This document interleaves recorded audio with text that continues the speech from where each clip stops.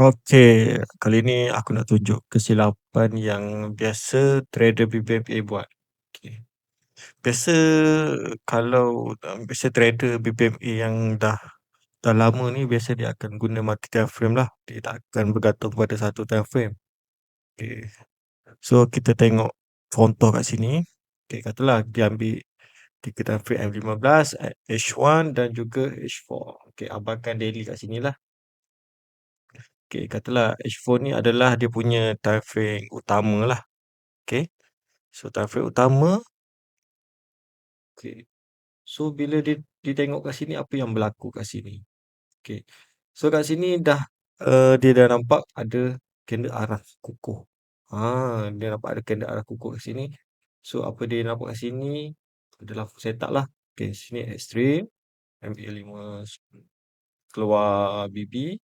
Lepas tu price dah touch dekat sini buat TP wajib. Kemudian price datang test balik membuat MHV. So dia dah nampak ini MHV. Kemudian buat candle arah kukuh kat sini. So apa yang dia tunggu adalah kat sini dia akan menunggu re-entry di sini. Re-entry di sini. Di kawasan ni. So kita tengok apa yang berlaku. Okay. So price pun naik. Naik. Okay. Dia tak buat kat situ lah. So dia buat kat sini. So apa yang berlaku kat sini pun diorang tengok. Okay. Re-entry. Lepas tu kat sini. Wow. Ada rejection pada MA50. Nampak? Ini SOP multi time frame lah. Biasa dapat ada re-entry. Time frame kedua ada apa? Ada rejection pada MA50 ataupun setengah panggil MHV pun terpulang lah tu. Okay. So di sini dia menunggu candle arah. So ada candle arah kat sini nampak. Kat sini dah ada candle arah. Kat sini ada candle arah. Lepas tu dia ada re-entry. So dia pun katalah sell kat sini. Lepas tu market jalan. Oh, sini sell lagi. Okay, market jalan. Hop. Oh, ini masih re-entry ni. Kat sini ni tengok kat sini. Okay, masih di kawasan re-entry. Contoh kat sini Okay. Mungkin dia akan buat double extreme kat sini. Okay, so dia entry lagi kat situ. Okay. So apa berlaku seterusnya? Kat sini dia entry lagi. Sell lagi kat sini. Itu sell lagi. Sell lagi. Sell lagi. Okay. Ini dah ni lah ni. Dah tunggu masa nak terjun lah ni. Nak junam. Okay. So kita tengok apa yang terjadi. Sub. Market pun naik. Makin lama makin naik. Makin lama makin naik. Makin lama makin naik. Sub. So apa berlaku di sini? Market tak terjun tapi market naik. Ini yang selalu trader BBMA buat silap. Apa yang berlaku dekat sini? Kalau tengok market makin naik. Buat nampak. Lepas tu MC lah. MC. Apa yang berlaku kat sini?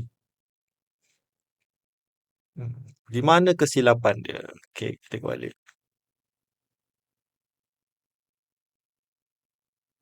Kita undo balik. Kita tengok apa yang berlaku. Ke mana? Okay, ke sini tadi kan. Kita entry. Okay, sebenarnya dia tak nampak tau. Kat sini ada. Kalau katalah SOP dia re-entry. Lepas tu time frame kedua ada reject pada MA50. Kan? Sini SOP dia. Lepas tu time frame ketiga tu ulang lah tu. Kita cerita untuk rejection pada MA50 ni. Okay. Dia lupa nak tengok kat sini. Di sini pun berlaku rejection pada MI50. So mana kita nak ikut? Nak ikut yang sini ke ataupun di sini? Dia lupa untuk tengok di taraf atas. Di taraf atas ni ada apa? Di taraf atas ni ada ekstrim, ada tepi wajib, ada MHV, ada kandar arah kat sini, ada re-entry kandar arah, ada momentum, ada apa ni? Re-entry buy. So re-entry buy kat sini valid untuk kita entry. So di taraf kedua ada rejection pada MA50 dekat sini. Dan kat sini biasa orang tengok setup lah. Okay, so tengok ada kat sini apa? Ada apa? Ada ekstrim, ada TP wajib. Ekstrim, TP wajib, tu kena arah. Ada full setup tak kat situ? So kat sini sepatutnya kita ambil buy ke ambil sell? Kalau nampak kat sini kena arah ni pun dah break MA50. So dia menandakan untuk pertukaran trend. So sepatutnya bukan sell. Sini adalah buy. Kalau kita buy kat sini, nampak? Kita buy di re-entry di daily lah. Re-entry buy di daily. So itu yang terjadi tadi tu. So sebelum kita entry, pastikan di setiap time frame tu kita tengok.